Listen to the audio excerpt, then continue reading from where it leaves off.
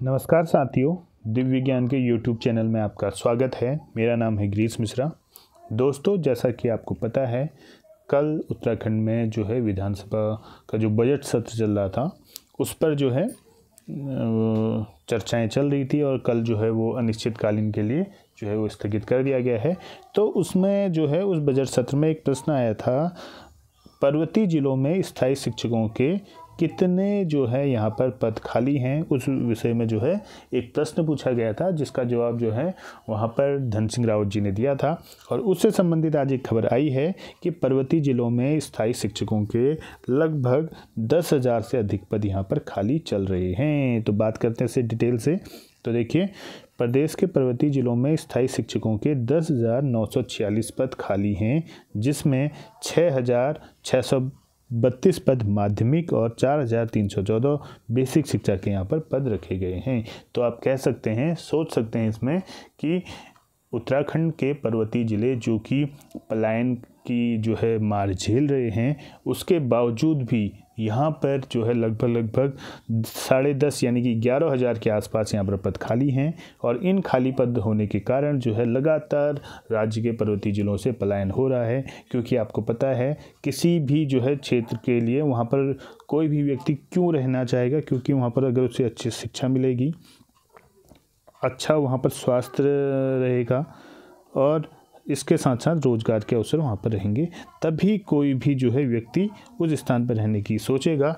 तो शिक्षा के हाल ये हैं कि पर्वतीय जिलों में लगभग 11,000 पद यहाँ पर अभी खाली हैं, जबकि स्वास्थ्य की स्थिति सभी को पता है और शिक्षा ही यहाँ पर एक अच्छा रोजगार का साधन हो सकता था, जिसमें शिक्षक जो भर्ती होते थे, जिसके कारण वो वहाँ पर रुक सकते थे। तो उस रोजगार की भी यह संभावना लगभग बहुत जो है कम बनी हुई है, क्योंकि पिछले 4 साल से उत्तराखंड में किसी भी प्रकार की शिक्षक भर्ती नहीं हुई है। और इन 4 सालों में इतने रिटायरमेंट हुए हैं, इतने एक जगह से दूसरी जगहों पर यहाँ पर शिक्षक स्थानांतरित होकर ट्रांसफ़र होकर गए हैं।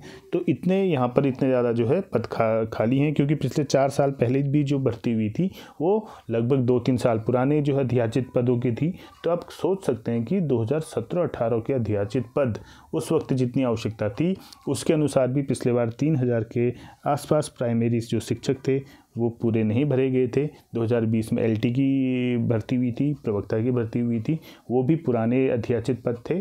तो अब आप सोच सकते हैं वहाँ पर भी नहीं, प्राइमरी में जो है लगभग 70% ही लगभग पूरी भर्ती हुई। LT का आपको पता ही है, सभी पदों पर ज्वाइनिंग नहीं हुई, जबकि प्रवक्ता पे साइंस स्ट्रीम के लगभग 100 पदों के आसपास जो है पद खाली चले गए थे। तो आप सोच सकते हैं कि 2017-18 से जो यहाँ पर जो कमी बनी हुई थी वो लगातार जो है भर्ती के अभाव में यहाँ पर बनी हुई है। आगे देखते हैं। पारदर्शी तबादलों के लिए तबादला एक्ट बनने के बाद भी शिक्षकों के पहाड़ न चढ़ने और राज्य लोक सेवा एवं अधीनस्थ सेवा चयन आयोग से भर्ती में देरी इसकी वजह बताई जा रही है।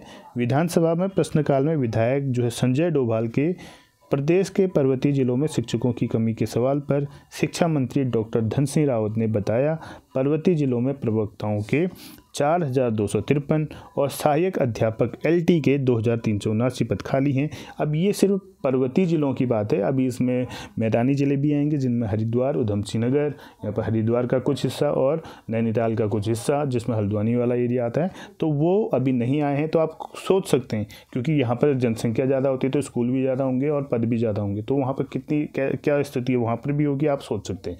इसी प्रकार इन खाली पदों के विपरीत प्रवक्ता पद पर 2,594 और सहायक अध्यापक LT के पद पर 1,123 अतिथि शिक्षक कार्यरत हैं, जो कि लगभग एक प्रकार से संविदा भी नहीं है, वो अतिथि शिक्षक के रूप में कार्यरत हैं।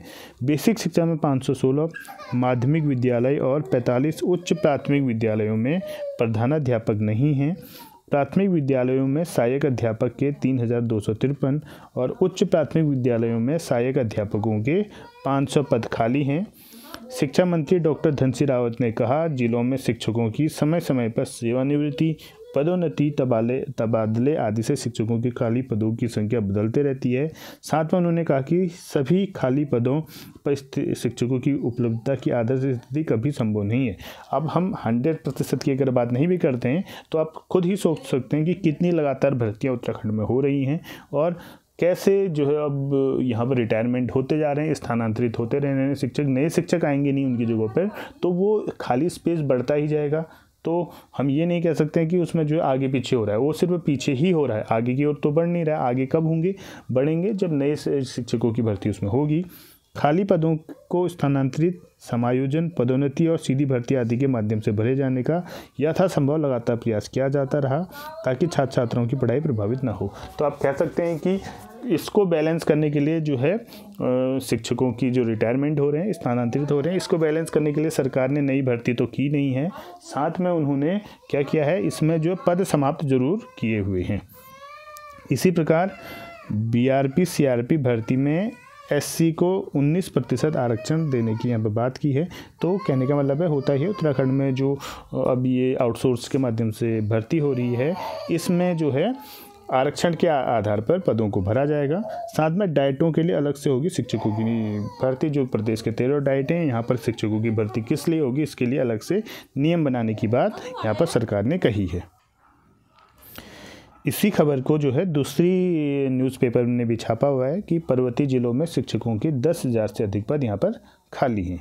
बढ़ते हैं आगे। अब ये खबर है बीआरसी सीआरसी भर्ती को लेकर। यहाँ पर सदन में सवाल पूछा गया था कि क्या बीआरसी सीआरसी भर्ती में स्थानीय लोगों को वरीयता दी जाएगी। तो यहाँ पर इसमें धन सिंह रावत जी का जवाब था कि हम देना तो चाहते हैं, लेकिन यहाँ पर इस पर जो है लोग जो है कोर्ट चले जाते हैं, तो इसलिए हम इसे नहीं दे पाएंगे, हम राज्य स्तर पर इसे देंगे, ऐसा उन्होंने कहा था। जबकि इसके उलट अब इसमें सैलरी कुछ अच्छी ठीक ठाक है ज़रा, क्योंकि लगभग 40,000 के आसपास इसमें सैलरी है। तो इस पर धन सिंह रावत जी का ऐसा कहना है। जबकि आपको पता है कि इसी जो है आउटसोर्स के माध्यम से 4th क्लास की भर्ती भी हो रही है। उस 4th क्लास भर्ती के लिए जो है ये कहा गया है कि इसमें स्थानीय युवकों को रोज़गार दिया जाएगा। क्यों? क्योंकि इसमें 4th क्लास में सैलरी का मानदंड कम होगा, तो इसमें जो है यहाँ पर कोई कोड नहीं जाएगा। ऐसा कैसे हो सकता है, जबकि बीआरसी सीआरसी में ये कह रहे हैं कि कोड चले जाते हैं, इसलिए हम इसे राज्य स्तर पर करेंगे। तो ये जो है एक प्रकार से सरकार का बहाना है, क्योंकि 4th क्लास आउटसोर्सिंग के माध्यम से आप कह रहे हैं कि स्थानीय युवाओं को आप रोज़गार देंगे, जबकि बीआरसी सीआरसी में आप बोल रहे हैं कि राज्य स्तर पर देंगे। तो इस खबर को भी हम डिटेल से देखते हैं। शिक्षा मंत्री डॉक्टर धन सिंह रावत ने कहा है कि आउटसोर्स से होने वाली बीआरसी सीआरसी के साथ चतुर्थ श्रेणी भर्ती में आरक्षण लागू किया जाएगा, जो कि फिक्स है राज्यवार आरक्षण कि कितना एससी को आरक्षण जाएगा, ओबीसी को जाएगा, एसटी को जाएगा, ईडब्ल्यूएस में जाएगा और जनरल में कितना रहेगा। इन भर्तियों में स्थानीय युवाओं को प्राथमिकता दी जाएगी। तो ऐसा है नहीं, आपने कल अच्छे से सुना होगी अगर उनकी बहस, तो उन्होंने कहा था इस बात को कि बीआरसी सीआरसी में ये संभव नहीं है। उन्होंने कहा कि कोई कोर्ट चले जाते फिर भर्ती लटक जाती, तो इसलिए हम इसे राज्यवार ही देंगे, ऐसा उन्होंने कहा है। जबकि इसके उलट जो है इन्होंने इससे पहले कहा था कि जो चतुर्थ श्रेणी आउटसोर्स के माध्यम से भर्ती होनी है, उसमें स्थानीय युवाओं को हम प्राथमिकता देंगे। प्रश्नकाल में विधायक ममता राकेश के सवाल के जवाब में डॉक्टर धन सिंह ने कहा कि बीआरसी सीआरसी के 955 पदों पर नियुक्ति प्रक्रिया शुरू होने जा रही है। चतुर्थ श्रेणी के भी 83 से 64 पद आउटसोर्स से भरे जाने हैं, इसमें आरक्षण का लाभ दिया जाएगा। भर्तियों में प्रदेश के युवाओं को वरीयता देंगे। विधायक मुन्ना चौहान ने कहा साथ में कि वर्ष 2011 के जियो के समय ही यह तय हुआ था कि स्कूलों में स्वीकृत पदों के वक्त वहां चतुर्थ श्रेणी के पद आउटसोर्स से भरे जाएंगे, लेकिन सरकार को स्पष्ट करना चाहिए कि उक्त पद पूर्व में स्वीकृत हैं या यह नई भर्ती होगी। विधायक विनोद चमोली ने कहा कि आउटसोर्स भर्ती में ब्लॉक स्तर नियुक्त हो, इससे नियुक्त कर्मचारी अपने ब्लॉक में ही टिक कर काम कर सकेंगे। इस पर रावत ने कहा कि अभी नियुक्ति में ब्लॉक स्तर की शर्त लगाने से कई बार कोर्ट केस हो जाते हैं। वैसे भी यह व्यापक नियमावली का विषय, इस पर सभी विभागों के जरिए विचार हो सकता है। तो कहने का मतलब है इन्होंने बीआरसी सीआरसी के मामले में तो ऐसा कहा है, जबकि 4th क्लास की उसमें नहीं कहा है। क्योंकि अगर करना चाहें तो बीआरपी सीआरपी दोनों में कर सकते हैं, बीआरपी सीआरपी में भी कर सकते हैं और जो 4th क्लास की वैकेंसी है उसमें भी कर सकते हैं। लेकिन ये ऐसा करना नहीं चाह रहे हैं। क्यों नहीं करना चाह रहे हैं, इसके पीछे इनकी मंशा क्या है ये पता नहीं। अगर दोनों में एक जैसा होता है तो तब तो समझ में आता भी है कि चलो राज्यवार हो रहा है। अगर ब्लॉक वाइज करते हैं तो दोनों में करना चाहिए, अगर राज्यवार करना चाह रहे हैं तो दोनों में करना चाहिए। तो 4th क्लास वाले में जो है अलग से ब्लॉक वाइज और बीआरपी सीआरपी में राज्यवार अगर ऐसा करते हैं तो ये तो फिर सरकार की इसमें कुछ ना कुछ मंशा हो सकती है कि अपने चहेतों को लाभ देने के पीछे ऐसा माना जा सकता है। इसी प्रकार से शिक्षा विभाग में 3319 पदों पर होगी नियुक्ति। अब ये कौन से पद हैं? ये पद हैं आपके जो है 2300 के आसपास 4th क्लास के हैं और 900 के आसपास आपके हैं BRP CRP के, तब लगभग 3400 के आसपास ये पद हैं। तो ये इन नियुक्तियों के बारे में बात हो रही है। तो जो नियुक्तियां हैं आपके 3319 इस पर जो है BRP CRP और चतुर्थ श्रेणी के इसमें पद हैं, तो लगभग 3400 के आसपास ये पद होने हैं। अब इस संबंध में अब एक महत्वपूर्ण खबर ये है कि चुनाव से पहले और आचार संहिता लगने से पहले उत्तराखंड सरकार की कैबिनेट बैठक होनी है और इस बैठक में जो है पुष्कर सिंह धामी की बैठक 4 मार्च को सचिवालय में सुबह 10:30 बजे से होगी।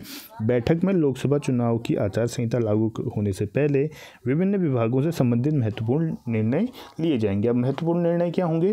क्योंकि आपको पता है आचार संहिता लगने से जो राज्य में किसी प्रकार की घोषणा हो नहीं सकती है, नए पद जो नहीं निकल सकते हैं, नई वैकेंसीज नहीं निकल सकती है। तो इसमें सरकार की जो है प्राथमिकता होगी कि इस बीच में जितने भी वैकेंसीज आने वाली हैं उनका जो फटाफट से निराकरण कर जल्द ही उसकी वैकेंसी आ जाए।